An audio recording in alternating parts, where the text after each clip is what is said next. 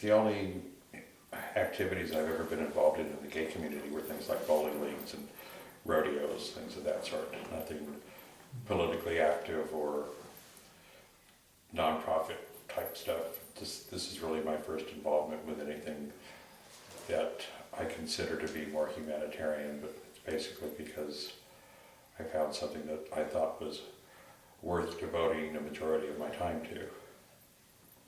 And it has become a great majority of my time. More, actually, it's become a job.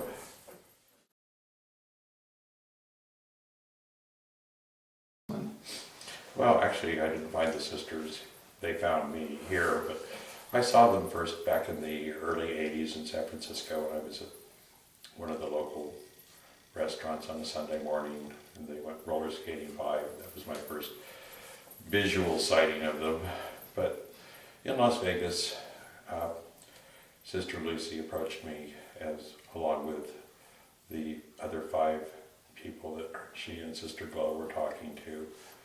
And I had to think about it for quite a while because it was really a drastic change for me, and at my age I didn't know if I wanted to start running around in a dress for the first time in my life. It was just a big change in my whole lifestyle.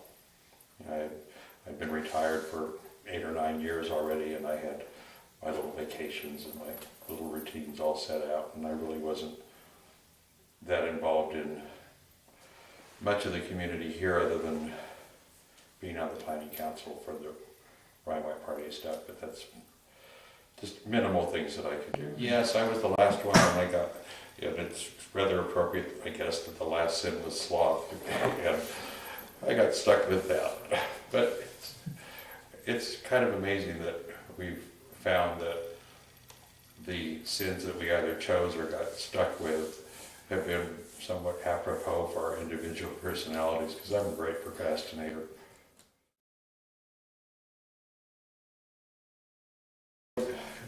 Rather unique. We're the only ones that have a theme as far as our sisterhood members go.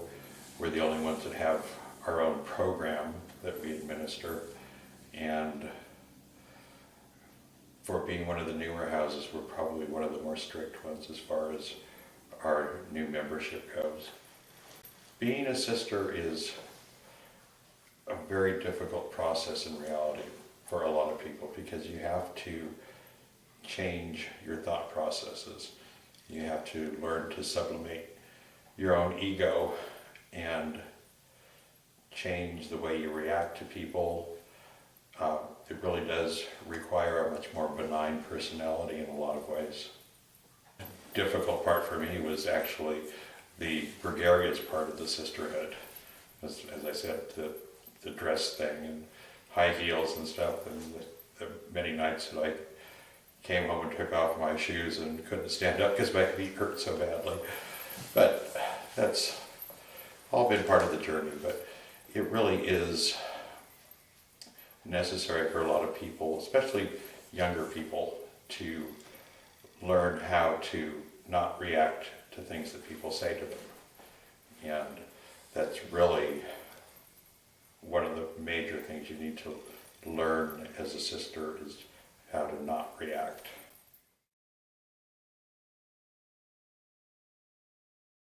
I think the provocative names and the outrageous costumes are all part of what we use to attract people, to allow them to talk to us, because it sets us apart from any other groups.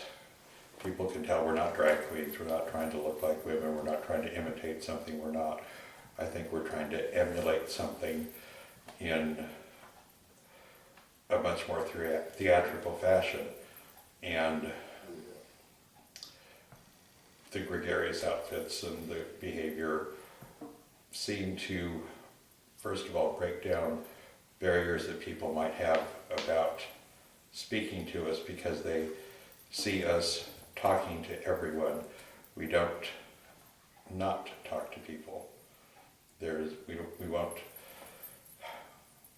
avoid people because we're afraid to talk to them. We will go up to any group of people at any time, unless of course it's pretty obvious that they're going to be that they're going to object strenuously to us being anywhere near them, but in general, the reception we get is very, very warm, I think. I've always been happy with it. I've never had any major problems, and the few times that I have had extreme comments made, I've been able to negate them just by talking about what it is we actually do. If we're mocking religion, I'm not mocking religion anyway, because to me,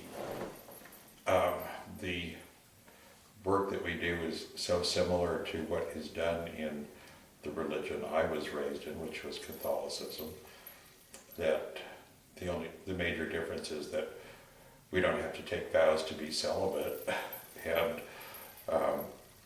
we don't have to not get married. Only the states can regulate that. I basically would have told people before that we feel that the work that we do is very similar to what the nuns we emulate do. We comfort people, we also disturb people, but we promulgate universal joy, which means basically we want to make sure that everyone we come in contact with is happy and joyous. We expiate stigmatic guilt, which means we try to alleviate the guilt that's beaten into people from the time that they're born until they come out to be whatever they may be.